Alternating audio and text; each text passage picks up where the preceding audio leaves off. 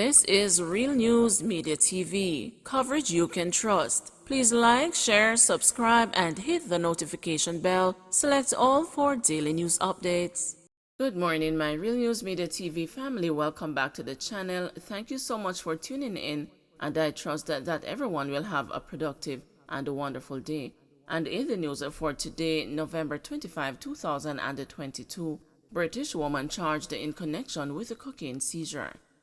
Investigators assigned to the Narcotics Division have charged the woman who was arrested in connection with the seizure of 2 kilograms of cocaine at the Sangster International Airport in Montego Bay, St. James on Saturday, November 19. She has been identified as Ashanti Ferguson, a 20-year-old customer service agent of West Midlands, England. According to police reports, about 7 p.m., Ferguson was boarding a departing flight to the United Kingdom when her luggage was searched. During the search, 2 packages of cocaine with a street value of approximately £50,000 were found concealed in false compartments of her luggage. Following an interview that was conducted in the presence of her attorney on Monday, November 21, Ferguson was charged with possession of cocaine, dealing in cocaine, attempting to export cocaine, and a conspiracy to export cocaine. She is scheduled to appear before the St. James Parish Court on Monday, November 28. And in our next story, elephant charged with assaulting another man. The police arrested and charged a 37-year-old man with wounding with intent and assault occasioning actual bodily harm following an incident at Great George Street in Westmoreland on Monday, November 14. Charged is Glenroy Gale, otherwise called Elephant, a fisherman of Hudson Street, Savannah Lamar in the parish. Reports are that about 7 a.m., a man was purchasing items at a grocery shop when 3 men, Gale among them, reportedly accused the buyer of setting fire to a shop. The 3 then allegedly assaulted the man, inflicting several blows and wounding him. They reportedly then fled the scene. The man was assisted to the hospital, where he was admitted in serious condition. On Wednesday, November 23, Gale was apprehended at his home during an operation and charged. Conflicting records blamed for Edwin Allen Path launch underfunding. Discrepancies with records are being blamed for the disruption of the Program of Advancement through Health and Education Launch Program at the Edwin Allen High School in Clarendon. That is according to Barrington Richardson, Regional Director of Region 7 in the Ministry of Education and Youth. Richardson told the news that the team is working with the Ministry of Labor and Social Security to have the issue resolved as early as possible. A November 18 memo from Principal Jermaine Harris advised the students that lunches under the government's Social Safety Net program, which is administered by the Ministry of Labor and Social Security, would be discontinued for the remainder of the school term, which ends in December. Once we receive additional PATH funds from the government, then we will resume this arrangement, the memo said. Harris told the news last week that the announcement was nothing abnormal because this has been a situation that we usually find ourselves in. When the news contacted the Ministry of Labor and Social Security Permanent Secretary Colette Roberts Risden regarding the number discrepancies alluded by Richardson, she quipped, "Did Edwin Allen tell you that? In that case, it should be less," asserting that if records were not updated, the school should then have fewer students on record for PATH benefits. The Ministry of Education says 905 Edwin Allen High School students are on the books to receive PATH lunches. Richardson explained that the school received more than $8 million for the feeding program for the Christmas term, adding that an assessment has revealed that the records of the primary school students were yet to be transferred.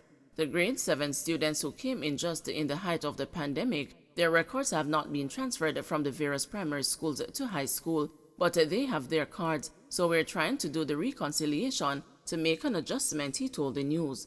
The gap is with what's on the Ministry of Labor and Social Security's record and what is actually at the school, but we're still in the research period to determine what the numbers are so the adjustment can be made. Richardson emphasized, however, that the students would continue getting lunches as the region has channeled other resources into the feeding program until more funding is received. On Monday, Education Minister Favour Williams said that school feeding remains a priority budget item. Maureen Dwyer, Acting Permanent Secretary in the Ministry of Education, said that she was disappointed with how the matter has been handled by the school, stressing that the onus is on the administrators to ensure the holistic well-being of students. Feeding our children is no joke. We provided $5.5 billion in this budget to feed our children, so if we have to wheel and come again, it's okay. That $5.5 billion is a signal of our intent. Feeding our students is not something to play about. There are some little ones who are already subjected to all kinds of trauma and poverty, so it's not our intent that they should feel anyway, Dwyer told the news. I don't like how the conversation is just blossoming. If I were a child on path, I would feel funny, and it's not the intention of the Ministry of Education that our children should feel funny. The system should be inclusive, and our leaders on the ground will have to protect our children. They can't just splash everything out there in the public like that. They have to be responsible in the way they talk about these things, she added. Citing communication as paramount, Dwyer said the Edwin Allen matter could have been dealt with at even a regional level. She contended that school administrators should be proactive and hastily contact the ministry for additional assistance if funds are depleted for the feeding program. Rashawn Patterson's bail application date is set for January in assault case. The legal team representing Rashawn Patterson, who is charged with assaulting his ex-girlfriend in 2018, is to make a bail application next year. Mr. Patterson was on Thursday further remanded until January 30 when he appeared in the Kingston and the St. Andrew Parish Court. Attorney Benjamin Fraser is to make the application on that date. Prior to Thursday's adjournment, Mr. Fraser, in an attempt to have the case against his client thrown out, argued that the complainant had not attended court, so no further evidence should be offered. But Senior Parish Court Judge Lorian Cole Montague asked Mr. Benjamin if he could say with certainty whether or not the complainant had been advised to attend court. The attorney, who was unable to answer the judge, told the court that his client, who is also charged with the murder of social media personality Anika Slikiana Townsend, has been threatened. Judge Cole Montague inquired about the source of the threats. Mr. Patterson is to reappear in the St. James Circuit Court on December 15 in relation to that murder charge. His co-accused, 47-year-old security guard Rohan Earlby Rose, who was charged with the offense of misprision of a felony, is to remain behind the bars until November 28. Mr. Rose is accused of either being involved in the matter and/or failing to notify the authorities. Battle over extension of SOEs heads to Senate today. Government and opposition members of the upper house are expected to face off today over the states of emergency now in place across 7 parishes. The government needs to convince at least one of the 8 opposition senators to break ranks and vote to extend the SOEs or watch them collapse next week. But with leader of the opposition Mark Golding and the leader of opposition business in the Senate Peter Bunting already voicing their disagreement with the extension of the SOEs, it seems likely that today's debate will be nothing more than an opportunity for senators to seek to score points with the public. Following a lengthy debate on Tuesday, members of the House of Representatives approved the resolutions extending the SOEs for 45 days to January 14, 2023. 44 members of the lower house, all on the government benches, voted yes to the emergency powers in the parishes of Clarendon and St. Catherine and the specified areas in the parishes of Kingston and St. Andrew, Continuance Resolution 2022, and the emergency powers in the parishes of St. James, Westmoreland and Hanover, Continuance Resolution 2022, while 3 were noes from the opposition benches and 16 absences. The SOEs, which were declared on November 14, are set to expire on November 28 if there is not the 2/3 support from both houses.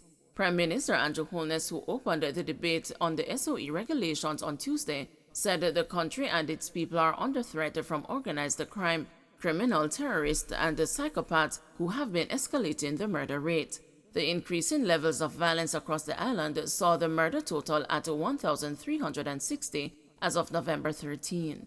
This was a 6.8% point above last year. These high levels of homicide are evident in 10 of 19 police divisions, which have yielded 72% of murders and 75% of shootings nationally, said Holness.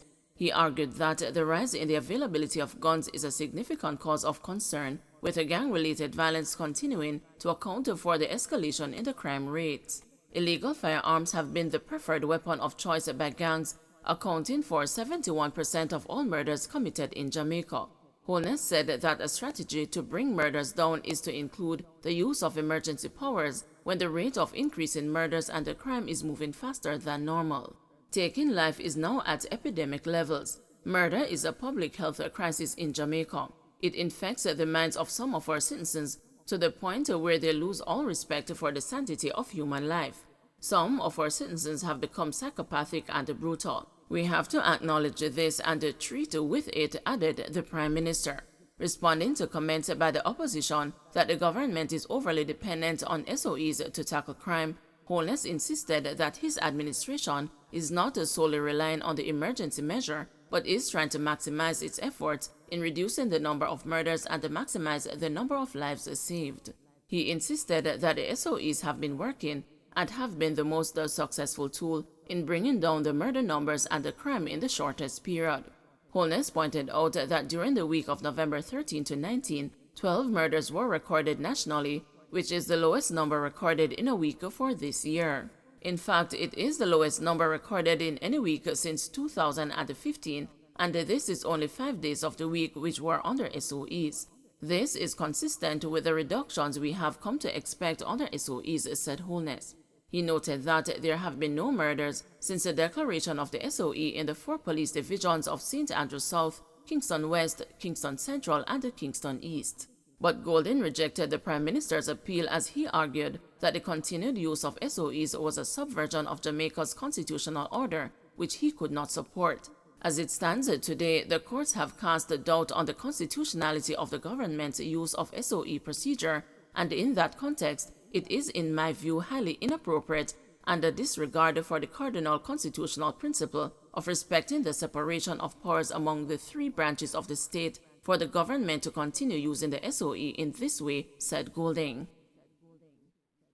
Don't forget to like, share, subscribe, and hit the notification bell. Select all for daily news updates.